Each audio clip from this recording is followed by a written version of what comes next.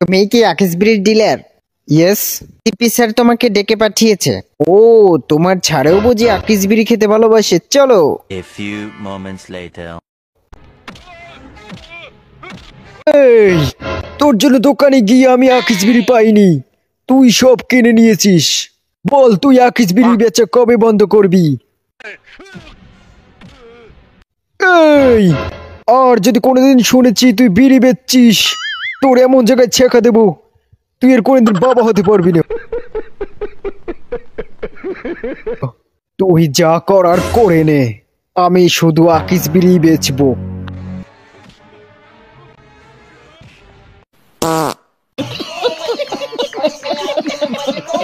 আমার ছেলে ছাড়, ও তোমার ছেলে। তোমার ছেলে কি করেছে জানো? লাইসেন্স ছাড়া বাজারে আকিস বিড়ি বিক্রি করছে। আকিস বিড়ি বেচছে, তাতে কি হয়েছে? দরকার হলে ও বাংলা বেচবে।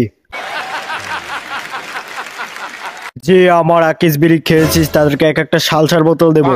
আরে দে না সালা, দে দে দে দে সালা দে।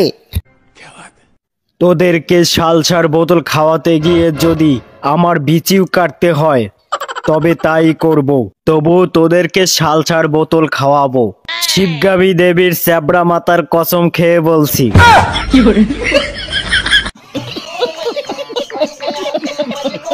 এই, তুই নাকি আকিস বিড়ি খেয়েছিস বাসায় গিয়ে?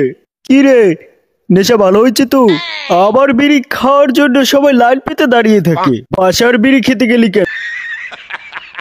আসলে খুব জোরে হাগু পেয়েছিল, তাই বিড়ি খাওয়ার জন্য আপনার বাসায় গিয়ে আকিস বিড়ি খেয়ে ফেলেছি, আমাকে ক্ষমা করে দিন। বিড়ি কর চালা বলছিস আর বিড়ি খাবি না? তোর বান টুকেটা আজকে পাবলিকে দেখাবো।